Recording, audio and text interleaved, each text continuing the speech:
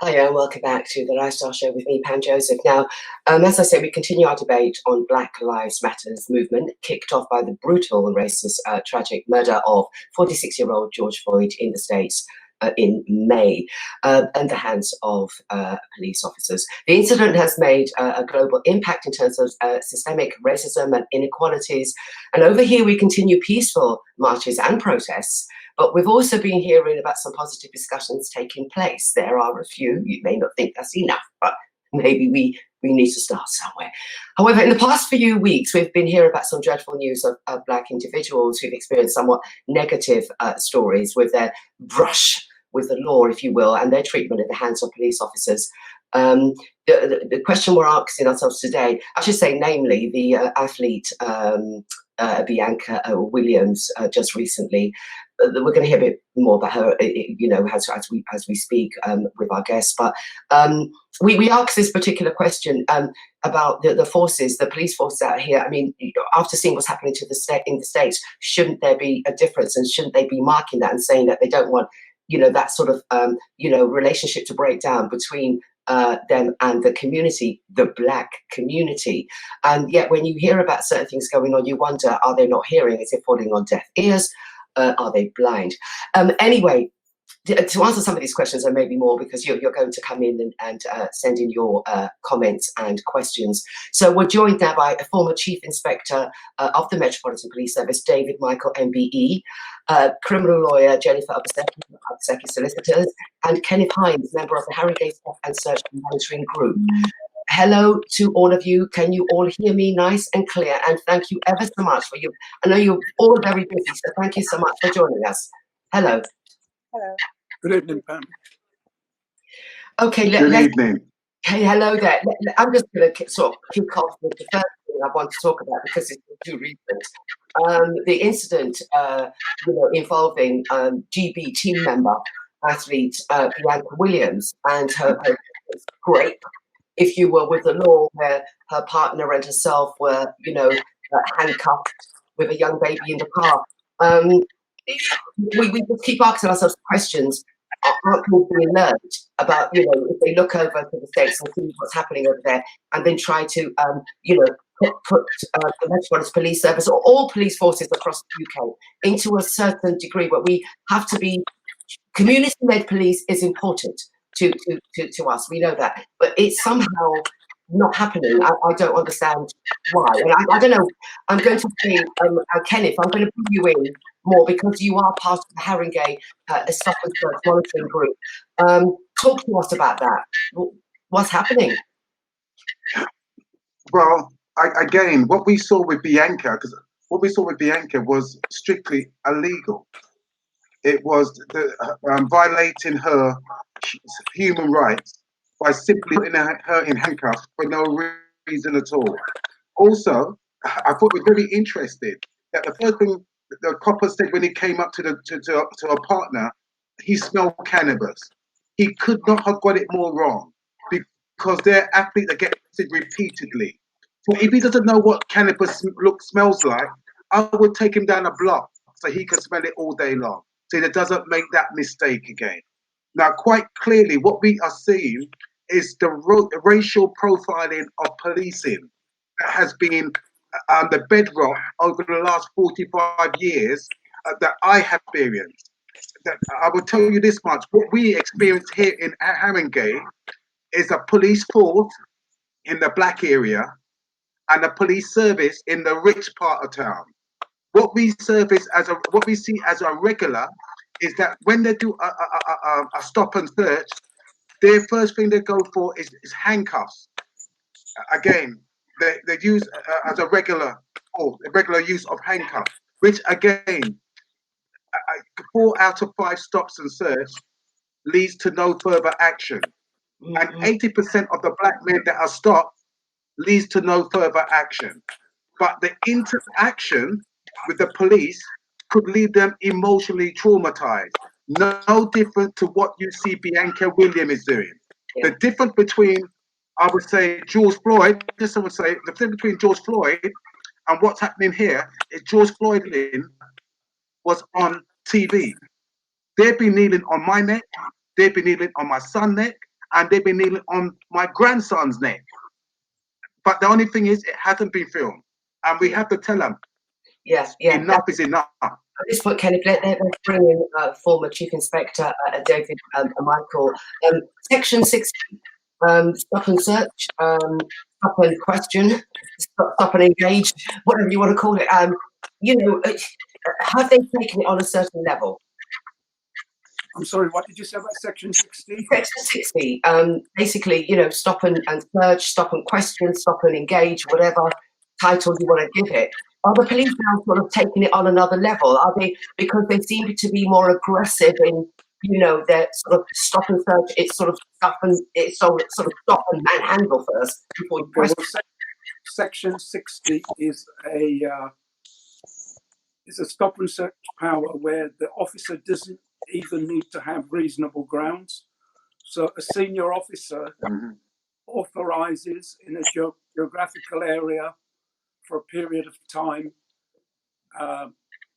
and they need to have some reasons, like they fear violence or they fear that weapons are being carried. But the individual officer doesn't have to have reasonable grounds. So they use this blanket power in a geographical area to stop and search people. Now, following on from what Ken said, there's been a really disturbing development. First of all, I need to be very clear about my position. Not that long ago in London, we had a disproportionate amount of young people, young black people killing themselves. We do want the police and the authorities to keep communities safe, to keep people, to keep guns and knives off the street. We absolutely want that. What we don't need is what Ken's described. We don't need unlawful, unjustified stopping and searches. So there has been a disturbing trend, and because I am a former officer, someone who's been involved in community police engagement as a retired police officer and a human rights champion and a avowed anti-racist, people share those social media videos with me. And I know the videos don't always tell the whole story, but what we see on the videos are very disturbing enough.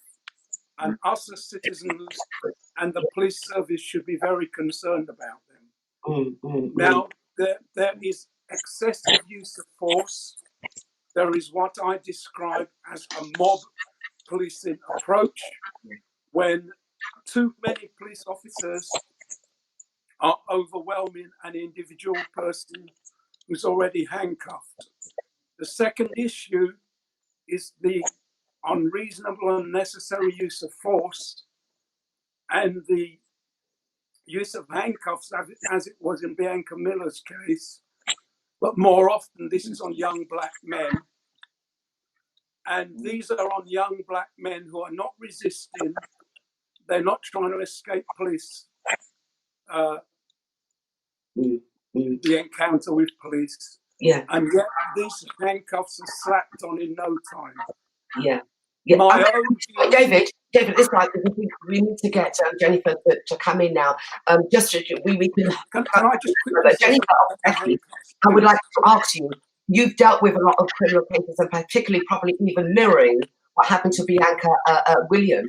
You know, are you finding a certain trend? Are you finding that pattern that the police are aggressively and very quickly sort of like placing the handcuffs and rather being very aggressive, if you will, in their stop and search procedure?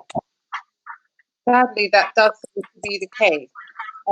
And I'm saying that being a solicitor had a practice in East London, but a solicitor that grew up on the streets of Haringey as well, with a brother and also have 2 sons. So when I say that I have subjective knowledge of this and experience, sadly I do, close and personal.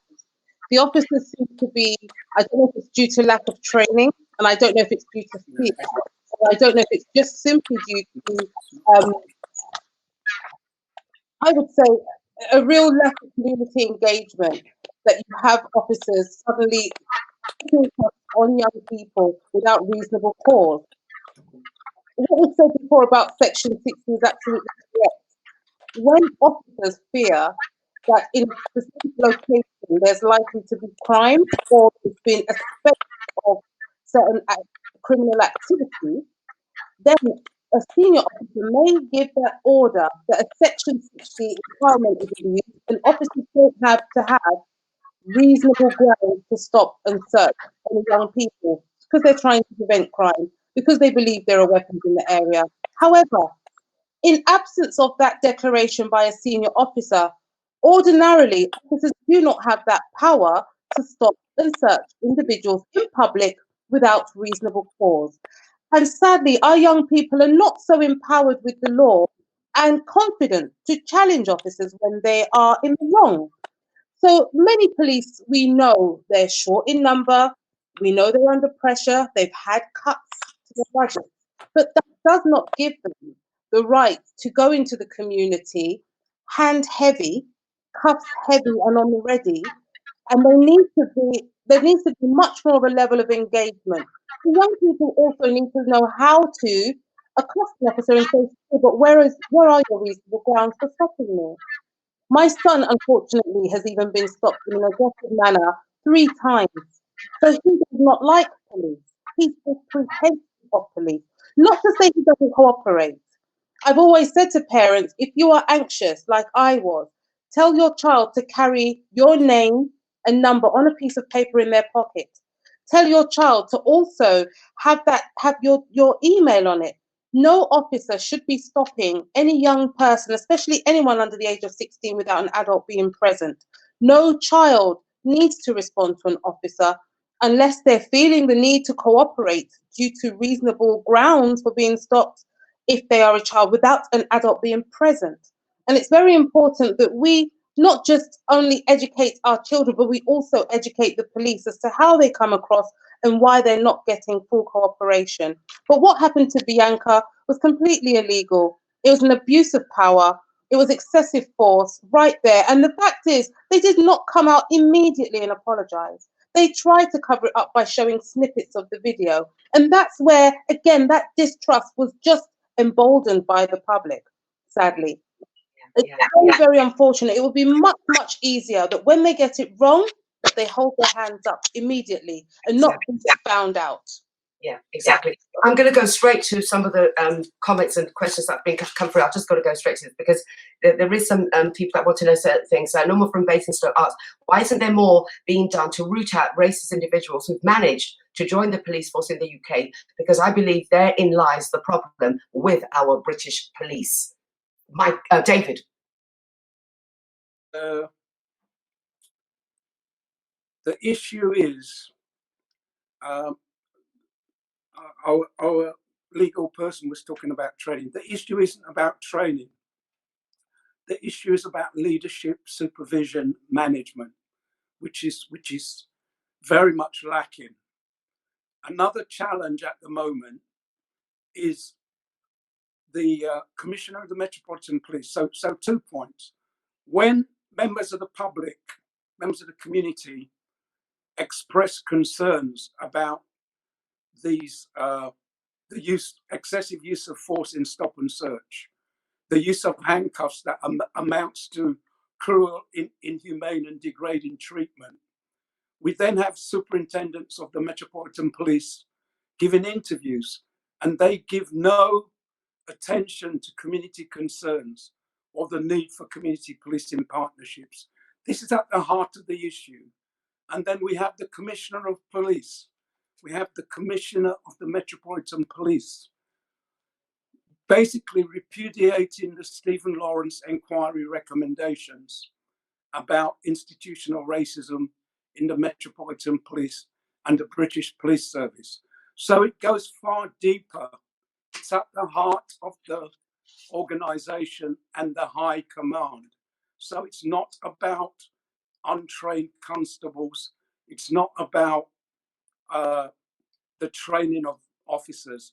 It's about the heart of the Metropolitan Police at the highest level. Okay, let's turn to Ollie from Tooting. He asked, do you think the British police, well, he's asked the same thing I asked in my intro, would change the way that they approach and question black males in light of what happened in America? Let's move on from that one. Andrew from Kilburn asks, why can't new applicants be given a lie detector test and ask questions about how they feel about black and minority ethnic people? That's different. What would you say to that, Ken? A lie detector test? So that will make an ounce of difference, because what it is that it's simply that when the police come in, what they can't reproduce is adrenaline. Because if a junior police officer is telling that the area he's going to police, those people in that area, everyone wants to kill him, right? So they are going to be on officer safety coming first. This is what we see. This is why we see two different types of policing. You can have three people walking down the road, two black, all friends, two black and one white.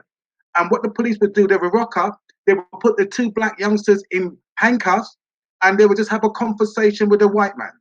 And then what they would say to you is the reason that we're putting them in handcuffs, this is Chris the Dick, is because we're trying to save them from themselves, because they are known to swallow drugs. And he said that we only stop drug dealers. But I will tell you that 7% of the stop each month is under the misuse of drugs. 90% of that is around cannabis. And they've got a very low hit rate. So I'm saying to you, is the biggest problem that we see here is simply that if you take cannabis out of stop and search, the police are going to have bags of time to go and do what we want them to do, which is to tackle serious violence and around about knife crime and gun crime. Because at the moment, they're only spending each month less than 3% of their stop and search is around weapons-enabled crime. So I'm saying to you, it's not the training. As David quite rightly says, it's the leaders that's the problem, because stop and search came out of a racist law, the Vagrancy Act in 1824. So it's not surprising we still got disproportionality going right through since it came into being in 1984, right to the current day. But nobody is doing nothing about it. And they took out the word from Scarman and Macpherson, which we called it as it was, institutionalized racism. Now they call it unconscious bias. But what do you call it when you enact that unconscious bias? It becomes conscious. If it's unconscious, it stays in the subconscious. But when it comes conscious, that becomes bias. Let me get the last one here. Simeon from Homerton says, I'm going to do this for you, Jennifer. It's obvious the UK police, and I believe Ken touched on this, it's obvious the UK police still use racial profiling when dealing with black people.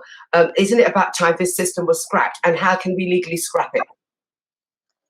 Well, the thing is, you see, with the Equality Act, the police should not be exercising their powers in a biased way. They should not be profiling before they are carrying out stops and searches. Imagine if they had a stop and search in Chelsea testing for cocaine. Why haven't they ever done that? Why? I think it's because they would realise that they'd be stopping a lot more people that they don't expect to, middle class, upper class people that can afford those types of drugs. And the fact is, if they really wanted to do a stop and search around West London, I'm sure they would have a lot of hits. They have the kits, they could do it. But how do we take it out? We take it out by changing the legislation and making sure that there's enforcement whenever the legislation is used wrongly. We bring actions against the police when they have abused their power, or we find that our clients are injured due to excessive force. Not every person who suffers harm complains, though. Some people are not documented. Some people feel that it might just bring worse problems to themselves. Some people are too traumatized to bring a complaint. But one thing is, if you let someone get away with something, they will continue to. I do not believe that officers should go without reproach and reprimand when they are at fault. So the one thing is to try and make sure that we have the confidence and we have the ability to bring officers into line when they are in the wrong. The Police Complaints Authority, sadly, sometimes their cases do drag on. And sadly, where they find that the officers have not abused their power or have acted wrongly, often when people pursue the matter further, the opposite is found. But nowadays, with the body cameras, we are finding that we are having quicker resolution to complaints because the cameras don't lie. As Keith had said earlier, knees have been on our necks in the UK for a very long time. But right now, there's the ability to record. Again, I always say to people, if you come across a situation where you do see an officer acting in a manner you're not comfortable with, do bring out your phone, do record. If you feel that if the person that the officer's dealing with is underage, do outline and ask that person, do you want me to be an appropriate adult for you? Do ask, because sometimes just making your presence known might help save that person from harm. And it sounds odd that I'm saying save them from harm from an officer. Not all officers, as I've said, intend to do good. Some are just really, really badly trained. As much at the beginning of their career, they go in with those intentions. Because of lack of cultural understanding, sensitivity, when they come across a group of youths, if 5 are white and 6 are black, for some reason they may be more apprehensive of the black youth. The video that circulated of the young boy that was stopped in Tesco's in Edmonton, it was horrid. His friend was Caucasian, he was black, he and his other black friend were put in handcuffs. And it just was just so poignant. The officers, again, were given frivolous excuses. Yeah. Handcuffs should not be used unless the person is trying to abscond or unless the person presents a risk of harm. And their use has to be recorded. Okay. But we have to leave it there, Jennifer. Thank you ever so much. We've just really run out of time. I just have to say thank you, all of you, for your time. We've got to probably do this again because I think we need a bit longer. So thank you ever so much, David Maichael, MBE, Kenneth Hinds of the Haringey Stop and Search Police Monitoring Group, and Jennifer Obaseki of Obaseki Solicitors. Thank you ever so much. Take care.